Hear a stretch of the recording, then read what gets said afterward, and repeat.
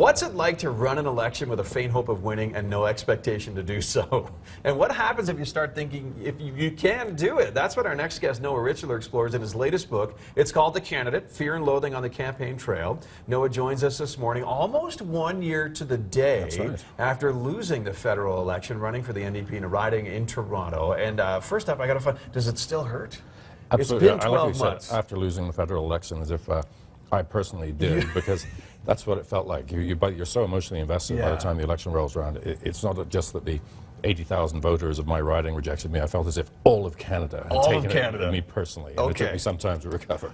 Speaking of all of Canada, you start off the book with kind of a fictional scenario where you're sitting in the House of Commons and you're staring at Carolyn Bennett, who beat Noah in the election, up in the gallery, working for some lobby group now. For Turtle Island fracking. Yeah, he's sending you a real cheeky email or something. Yeah, no, I thought it was only fair to show that, you know, if you're running, I mean, you have all these noble sentiments about why you're doing it, as I did, but you also have practical motivations. I wanted the wage and also fantasies, and so there I was, you know, I thought of myself as sitting in the House of Commons, you know, doing my own business, and a little mischievously, and I explained to the reader that this didn't happen. That any candidate is lying if they don't think of what it's like to be in power. Yeah. What it's going to be like to so what I have is these scenes of in which I'm in Parliament, but with less and less power. It's a minority government.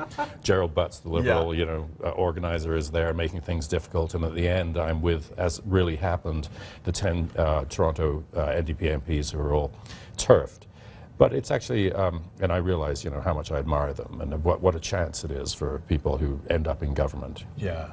You've said in an op-ed piece just over the weekend, I think, that a candidate loses objective sense during a campaign. What did you mean by that? Yeah, because well, first of all, you have to believe you can win if you're going to, in good faith, lead all these volunteers. And in a sense, the book is actually a celebration of all those people that come out. And they're not even working for the candidate or the party, they're just working for their idea of a better Canada. And I love my math, and I figured there were probably 40 people working on each campaign, 70,000 of these people across the country. And that goodwill carries you all the way through until you slam up against the wall of the spin doctors and all the nasty professional politicians who, behind this great democratic exercise, are thinking most undemocratically and manipulating the will and doing whatever they can to win. You know? The book's called The Candidate, Fear and Loathing on the Campaign Trail, an homage to Hunter S. Thompson. Fear and Loathing in Las Vegas. There were drugs, all kinds of weird gonzo journalism. Like, did this happen on the, why the homage to Hunter Thompson? Well, I joke and say everybody was stoned all the time, but somebody would tweet that as if I was telling the truth. No. The homage to Hunter Thompson was just the sort of deliriousness of it. And I, of course, love his writing and felt justified. There's no copyright on titles, but in taking it, because in fact he had used it a few times himself, and so it conveyed immediately the hurly-burly and the craziness. I mean, you start in any work that you had not yet begun or half started to do, like for me a year and a half ago, just was dropped. It's only the campaign. And so you, as I say, lose rational sense, because at the end of it, you're no longer a good gauge of anything. I almost crashed my car. There's one scene in there where I lost my iPhone, and I've taken my wife in her high heels through a hole in a construction fence in Toronto to look for it. And she who was so supportive, said to me, "Noah, you're losing it. People get murdered this way." It just sort of stormed out. And she stormed out on you.